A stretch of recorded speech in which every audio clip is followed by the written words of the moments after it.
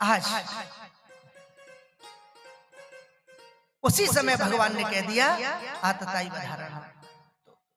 भीम ने क्या किया, उसके मस्तक से मणि निकाली। मणि निकाली, अब ये तेजहीन हो गया। तेजहीन हो गया तो इसने क्या किया, इसको पता चला कि अभी तो पांडवों का वंश चल जाएगा। क्यों? क्योंकि उत्तरा के गर्भ में बालक है। जिस अभिमन्यु की मृत्यु हो चुकी है, उसके गर्भ में, उसकी पत्नी के गर्भ में बालक है। तो उसी समय प्रियजनों, इसने गर्भ में ब्रह्मास्त्र छोड़ दिया।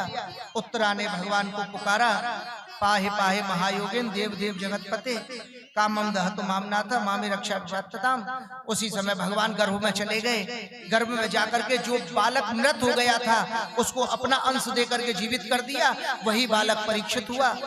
उस बालक का जन्म हुआ और प्रियजनों, उस बालक का नाम परीक्षित हुआ। उस परीक्षित ने कलयुग का दमन किया और कलयुग को 5 जगह रहने के लिए बता दिया।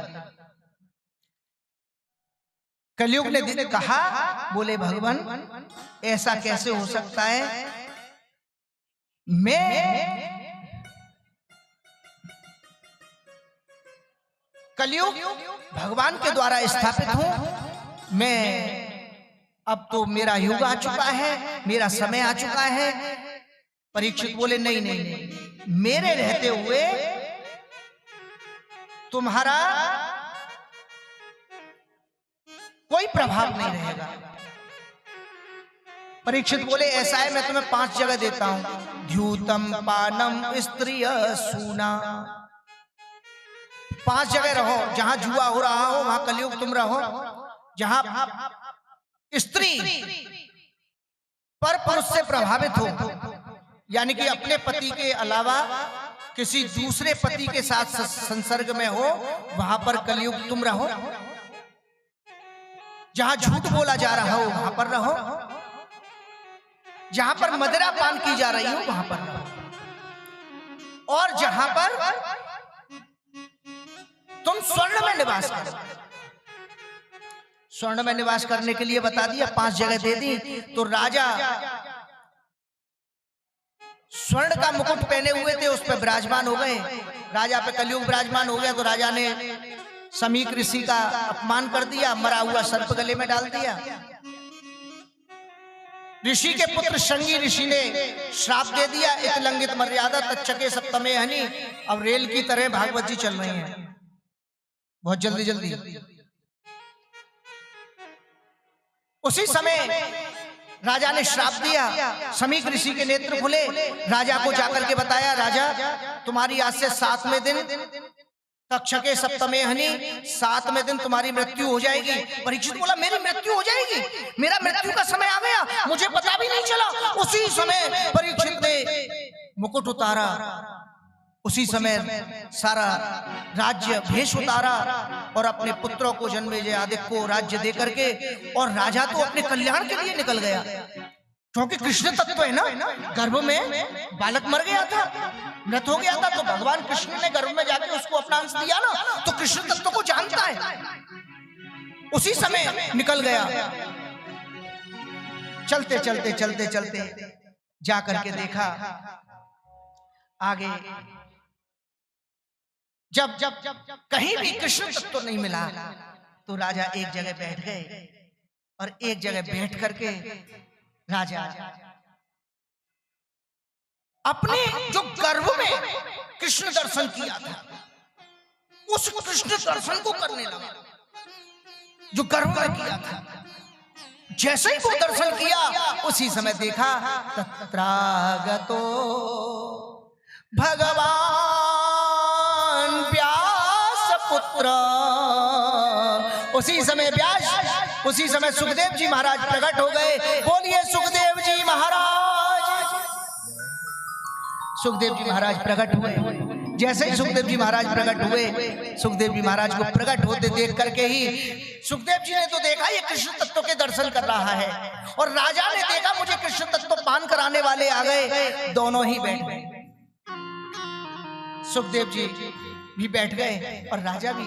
भूमि पर बैठ गए और राजा ने सुखदेव जी से कोई इधर उधर की बात नहीं कि मैं 7वें दिन मर जाऊंगा, कि ये हो जाएगा, कि मेरे को ये हो गया, कि मेरे को ये हो गया, कुछ नहीं। बोले भगवान एकमात्र कृष्ण तत्व की प्राप्ति कराई, जो मैंने गर्भ में जिसके दर्शन किए आज प्रत्यक्ष आप उसके चरणारविंदों में मुझे समर्पित कर दीजिए। हे गुरुदेव, मुझे पता है, मुझे पता है कि आप मुझे कृष्ण तत्व जरूर प्राप्त कराएंगे। उसी समय प्रियजनों, सुखदेव जी ने देखा और देख करके सुखदेव जी बड़े प्रसन्न हुए और प्रसन्न होकर के राजा से बोले राजन सावधान, ऐसा नहीं हो कि जैसे ही तुम्हारे अंदर कृष्ण तत्व की प्राप्ति हो और तुम्हें कृष्ण के तत्व से आनंद मिलने लगे, उस समय विचलित हो जाओ। जितासनो जित श्वास जित संगो जितेंद्रिय।